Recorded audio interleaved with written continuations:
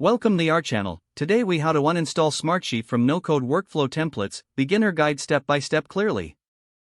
To uninstall Smartsheet from your no-code workflow templates, begin by opening your workspace. Locate the specific workflow template that incorporates Smartsheet. Click on the template to access its configuration settings. Look for the integration settings within the template interface. Find the Smartsheet integration option listed in the settings. Select the Smartsheet integration to view its detailed options. Locate the option to disconnect or uninstall Smartsheet from the template. Click on the Disconnect or Uninstall button. A confirmation prompt may appear to confirm your choice. Review the prompt carefully before proceeding. If you're sure, confirm the uninstallation action. Wait for the process to complete, which might take a few moments. Once completed, you will receive a notification indicating the successful removal. Return to your workflow template to ensure Smartsheet is no longer integrated.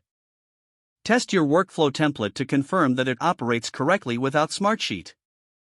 If you encounter issues, consider revisiting the integration settings. You have now successfully uninstalled Smartsheet from your no-code workflow templates. If the page does not load, refresh the browser or try again in a private or incognito window. Make sure you are using the correct email address, then retype it carefully to avoid small typos. If your password is not accepted, use the reset option and create a new strong password you can remember. Check your spam folder for verification or security emails, then complete any requested confirmation steps.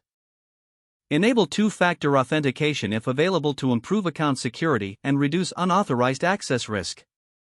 After signing in, review your profile details so your contact information and settings are accurate and current.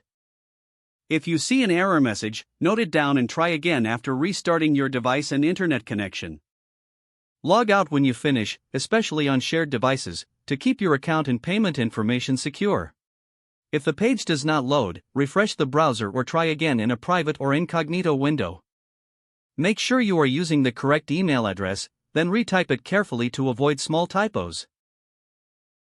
If your password is not accepted, use the reset option and create a new strong password you can remember. Don't forget to like this video and subscribe to our channel for more step-by-step tech guides.